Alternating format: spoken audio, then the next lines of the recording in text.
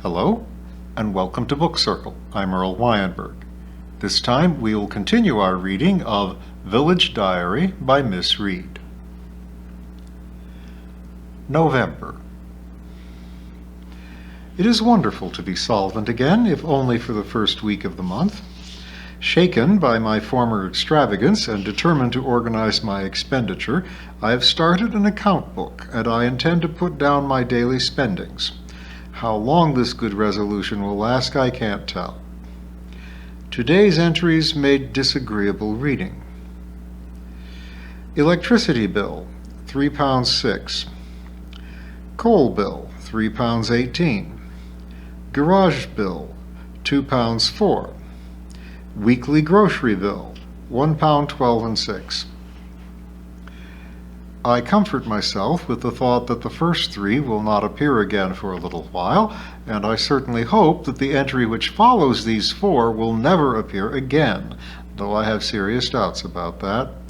It says, repayment to needlework money tin and dinner money tin, 8 shillings 9 pence. I'm going to put an elastic band around each of those OXO tins and remove them only when the exigencies of rightful duty make it necessary.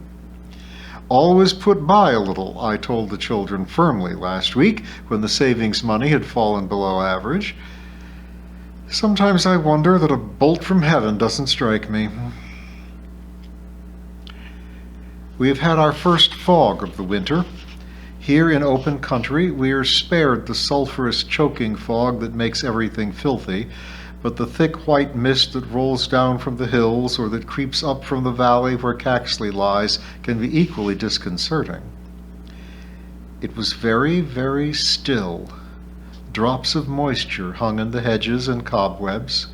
From the school playground, it was impossible to see the church, my house, and the great elm trees. Only the occasional spattering of heavy drops from the elms showed where they were. In the distance, Samson, Mr. Robert's cow, lowed in bewilderment. Tibby dislikes these damp mornings and has taken to accompanying me over to the classroom.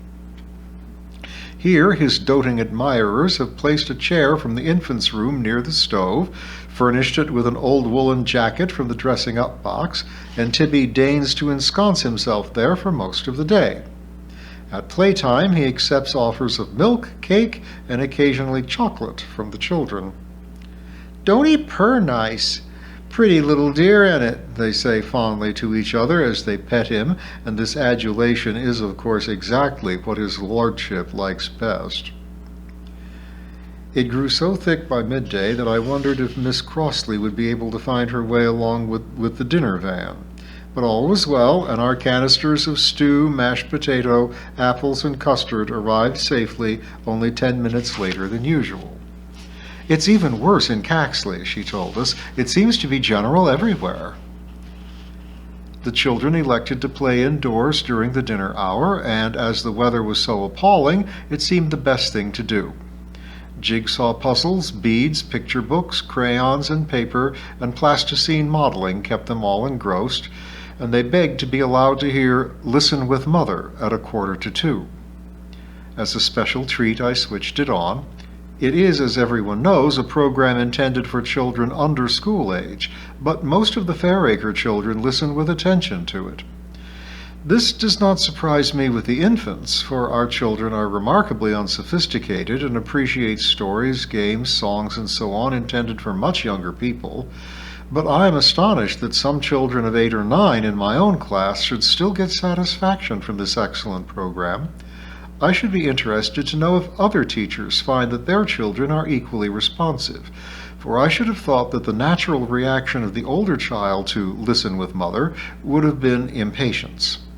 In any case, it is a compliment to the planners of this program, which I am happy to pass on. Joseph Coggs has brought his tortoise to school. This animal has been lost dozens of times during the summer, but has been found in various parts of the parish and returned to Joe. Now it is comatose and ready to hibernate, and Joseph's mother has asked if we can find it accommodation in school. Today, the children put it in a box of dry earth and leaves, and it is back in the corner of the lobby. With any luck, it should survive and will certainly be less disturbed there, despite 40-odd children's attention, than it would be in the Coggs' crowded and ramshackle cottage. We sent the children home 10 minutes earlier this afternoon, much to their jubilation. The classroom was already too dark to see properly, and the 4 inadequate bulbs, which hang naked from the ceiling, did little to help. The children ran off into the mist, squealing like piglets and shouting joyfully to each other. Miss Jackson and I stoked up a roaring fire, drew the curtains to shut out the first dismal, dispiriting day of November, and made anchovy toast for tea. I only hope that all our pupils were as happily and snugly sheltered. I am appalled at the amount of litter lying about in Fairacre's once tidy lane. I suppose it is more noticeable since poor old Bannister, the roadman, died a few weeks ago, but no one can be found to take the job on. At this time of year, too, the leaves are thick in the sides of the roads, and any rain carries them along to the drains, which soon get blocked. Then again, far more things are wrapped in paper these days. But litter baskets stand outside the grocer's shop, the butcher's, and the Beetle and Wedge, and one would have thought that the 3 would have been ample for a little place like Fairacre. I can't help feeling that this nuisance shows complete callousness towards the look of the place, and also an unpleasant trait in the public's attitude to the welfare state. As Mrs. Pringle horrified me by saying, when commenting on the rubbish blowing about near the church, "We pays to have it done, don't we, in rates and that?" Presumably that should be enough. I've been having an extraordinary anti-litter campaign at school, but with only partial success. Linda Moffat, of all people, peeled a mint sweet free from its wrappings in the playground and let each wisp flutter delicately to the ground. When the last had fallen, I pounced upon her and drove her into picking each minute piece up. She obeyed, with a mixture of one humoring an idiot and genuine bewilderment, which made me give yet another blistering lecture to Fairacre School, which the children listened to with great resentment, as it should have been a percussion band period, and they felt themselves most hardly used. Mrs. Willet commented on this problem, too, when I went down to her cottage to leave a message for Mr. Willet. "Not much good ticking off the children," she remarked, "when their parents are behaving like that." She nodded through the window toward Mrs. Coggs, who was passing. The latest baby was blissfully clawing a newspaper and dropping the pieces over the side, while its mother gazed at it with fond pride. Mrs. Willet was busy making sloe gin when I called. She sat at her kitchen table, pricking the sloes diligently with a stout darning needle and dropping them into a bottle half full of gin. "Ready at Christmas," she said proudly. "I do a bottle every year, and sometimes wine as well." She opened her larder door and displayed the riches inside.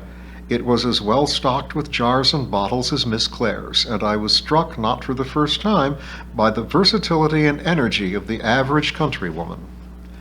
Mrs. Willet can tackle 100 jobs without having been specifically taught any of them. She can salt pork or beef, make jams, jellies, wines, chutneys, and pickles. She can bake pies with all manner of pastries, cakes, tarts, and her own bread, which is particularly delicious. She makes rugs, curtains, and her own clothes. She can help a neighbor in childbirth, and at the other end of life's span compose a corpse's limbs for decent burial.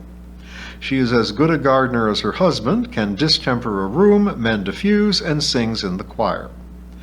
She is in fact typical of most country women, and with them she shares that self-reliance which is the heritage of those who have had to face tackling daily jobs of varied kinds. Mrs. Willet is small and pale, and yet she is always on the go, as she herself will tell you. The fact that she can do so many things and takes enormous pride in doing them well is, I think, the secret of this apparently inexhaustible energy. There are so many different activities to engage her that when she tires of one, there is another to which she can turn and get refreshment. From turning her heavy old mangle in the wash-house, she will come in and sit down to stitch a new skirt. She will prepare a stew, and while it simmers on the hob, filling in the little house with its fragrance, she will practice her part in Mr. Annet's new anthem, ready for the next church festival. And, perhaps this is the most important thing, she sees satisfying results from her labors. The clothes blow on the line, the skirt is folded and put away in the drawer ready for next Sunday. Mr. Willet comes in sharp set and praises her bubbling stew, and with any luck Mr. Annet will congratulate her on the grasp of that difficult passage just before the bases come in. It is a creative life. There is something worthwhile to show for energy expended which engenders the desire to accomplish more. Small wonder that the Mrs. Willets of this world are happy, and deserve to be so. Mr. Willet, as the school's shipshape condition testifies, is equally resourceful. There are very few jobs that are beyond Mr. Willet's powers. He replaces hinges, panes of glass, roof tiles, fence palings, and other casualties of school life. I have seen him giving a hand with thatching, cleaning out a well, felling a tree, and catching a frightened horse. He can build a shed or a garage, laying bricks and smoothing cement with the best of them, fashion a pair of wooden gates, or erect a bird bath or sundial.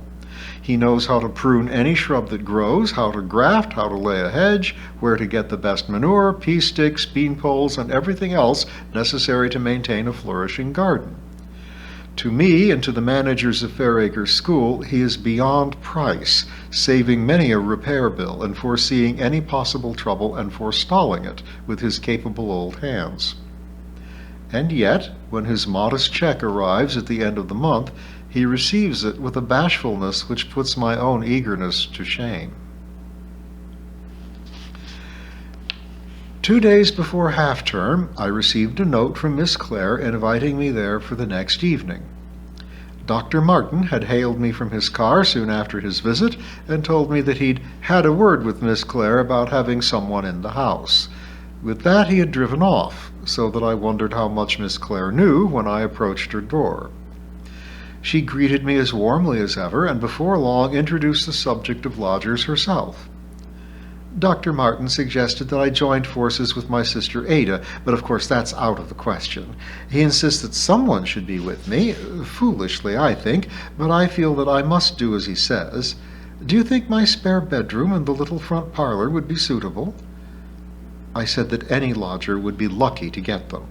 Then I took a deep breath and said that I believed Miss Jackson would be prepared to make a change.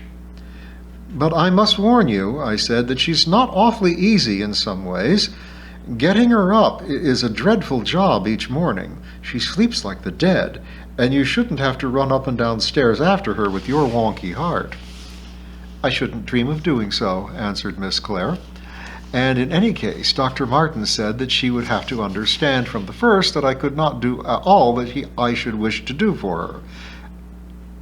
She broke off and began to laugh. There, now the cat's out of the bag. Yes, my dear, I'm afraid the doctor and I have been discussing this business. Quite unforgivable of us, behind your back. Don't worry, I said. I can guess who started the conversation. And frankly, I should be glad to be relieved of my lodger. We see too much of each other for the thing to work properly, and I'm probably a bit irritable after school and let things rile me unnecessarily. As we're being honest, I'd better tell you that Dr. Martin said as much. His words were, "If you want to see Miss Reed staying sane, you'll take pity on her and remove her assistant. That poor girl gets a pretty thin time of it living with her headmistress." "Well," I exclaimed, flabbergasted at Dr. Martin's duplicity. He'd certainly seen the best way to get Miss Clare to fall in with his machinations. I wouldn't mind betting, I thought to myself, that the harrowing tale he had pitched me was all part of his low cunning. However, I could not help feeling amused at the skillful way in which he had worked on us both, and could do nothing, of course, to let Miss Clare know of his conversation with me, which had led up to the present situation. "I'm sure he's right," I said, swallowing my bitter pill. "She'll be much happier with you if you feel up to coping with the extra work. Why not write to her? I'll take a note back if you like." She fetched her old red leather writing case, which the partridges had given her one Christmas, and sat down at the table. The room was very quiet as she wrote. A coal clinked into the hearth, and the tabby cat stretched itself on the rug. I leaned back and closed my eyes and thought wryly of the lengths to which conscientious doctors will go for their favorite patients. At last the letter was finished, and Miss Clare handed it over for my perusal. It said, "Dear Miss Jackson, I understand from Miss Reed that you are still looking for permanent lodgings. Would you care to come here? I can offer you a bedroom and a separate sitting room, and should be very glad to welcome you. If this interests you, perhaps you could come to tea one day soon to see if the accommodation is suitable and to discuss other arrangements. Yours sincerely, Dorothy Clare." It was written in her beautiful, flowing copperplate hand, which has been Fairacre's model for 40 years, and with its even spacing and equal margins was a work of art most pleasing to the eye. "I'm sure she'll jump at the chance," I told her, handing it back to be put in its envelope, "and I shall be able to revert to my pleasant solitary state and talk nonsense to the cat without being afraid I'm overheard." And so Miss Jackson's future was settled, to the great comfort of Miss Clare, Dr. Martin, Fairacre's headmistress, and, most important, to the happiness of Miss Jackson herself. "Heard about that chap Maughan?" asked Mr. Willet the next morning. "They were saying after choir practice that there's 2 places he's trying for. That pair of old cottages on the road to Springbourne where Mr. Roberts' old shepherd lived some while ago, before he moved up to the council houses. And Captain What's-his-name, you know, up back there," he waved a massive thumb in the direction of the Beetle and Wedge. "Bit big, aren't they?" I said, and then wished I hadn't. "They says he's settling down here," said Mr. Willet stolidly. I was grateful for his sober face. "Maybe he's having relations and that to live there too." "Quite likely," I said. "It do seem wrong to me," went on Mr. Willet thoughtfully, "the way that folks with a bit of money buys up these old cottages us village chaps have always lived in. Don't leave nothing for us."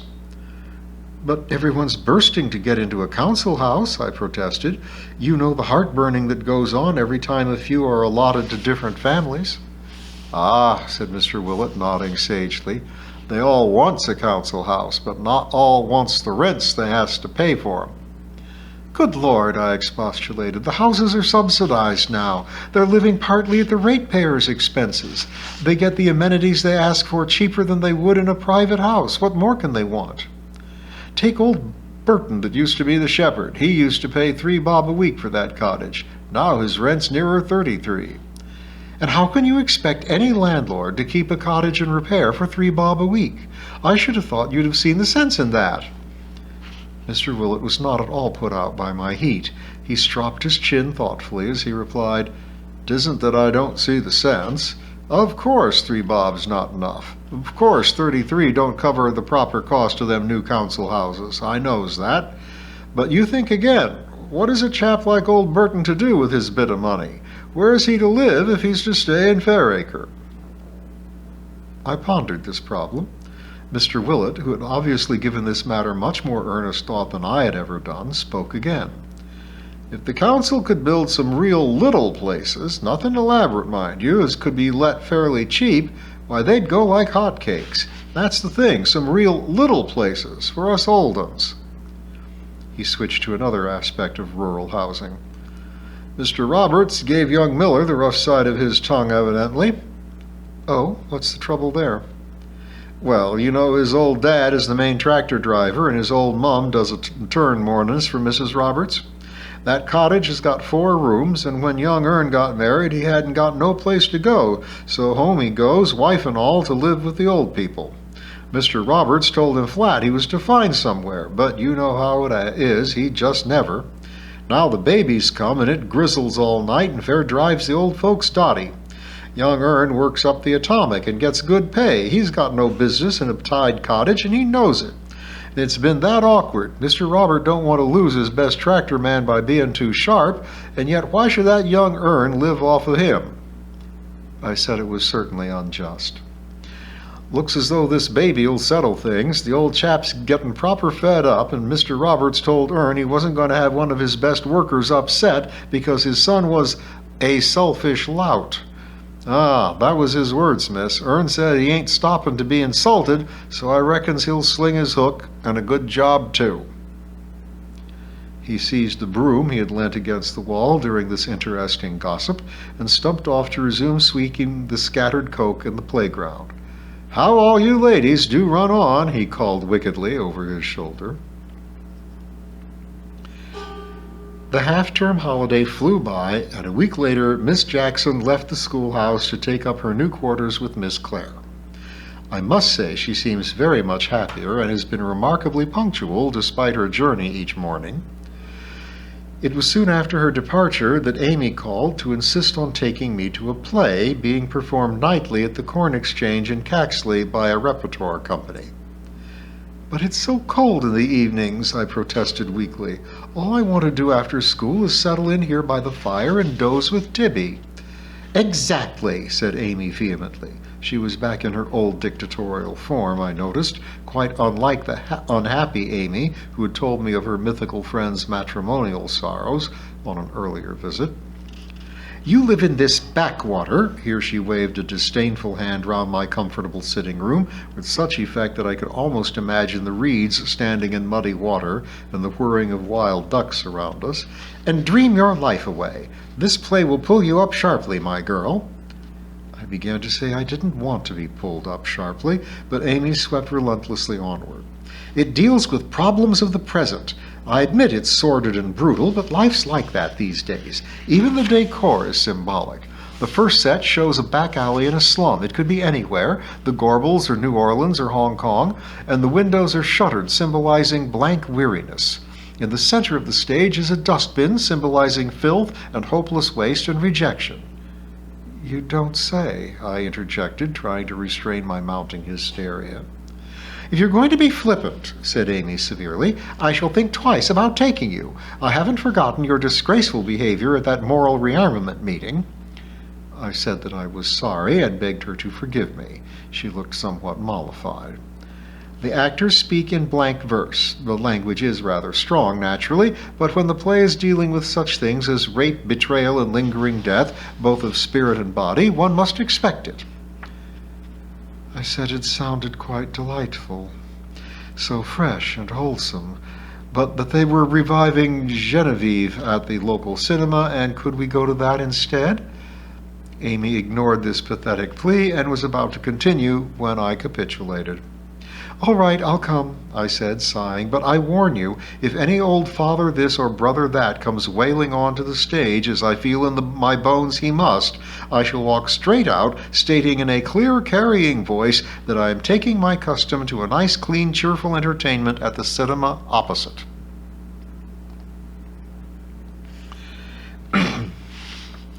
I gave Mrs. Partridge a lift to Caxley on Saturday morning. I was off to buy some really thick winter gloves, despite the reproaches of my account book, which makes gloomy reading. Mrs. Partridge was about to buy Christmas presents for relatives abroad.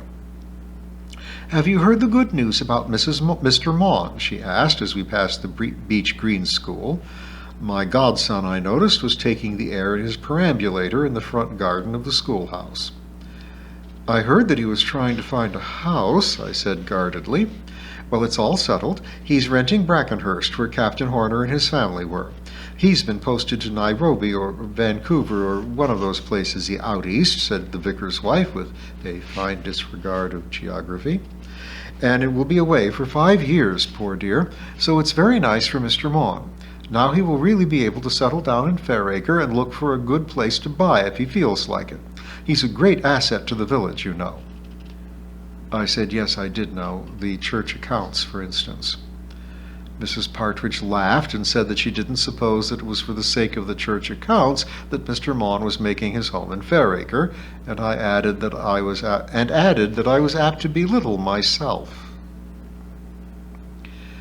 With this cryptic and uncomfortable remark still echoing in my ears, I drew up by the curb and allowed Mrs. Partridge to alight.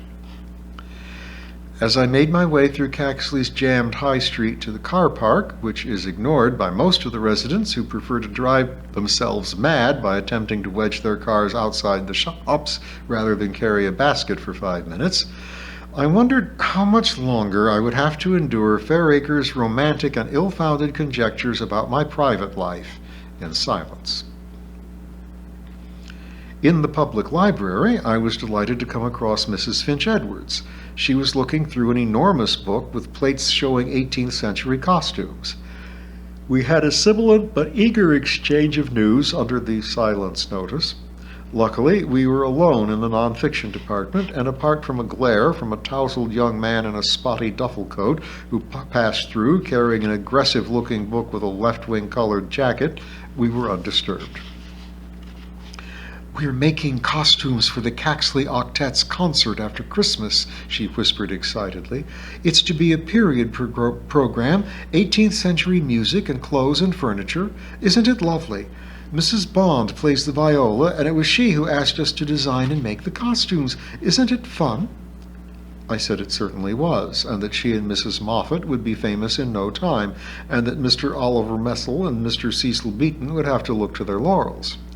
"Oh, I don't think so," protested Miss Finch Edwards seriously. "I mean, they're really good. It'll be some time before we can compete with them." On which satisfactory note, we parted. And we'll work our way through November some more next time.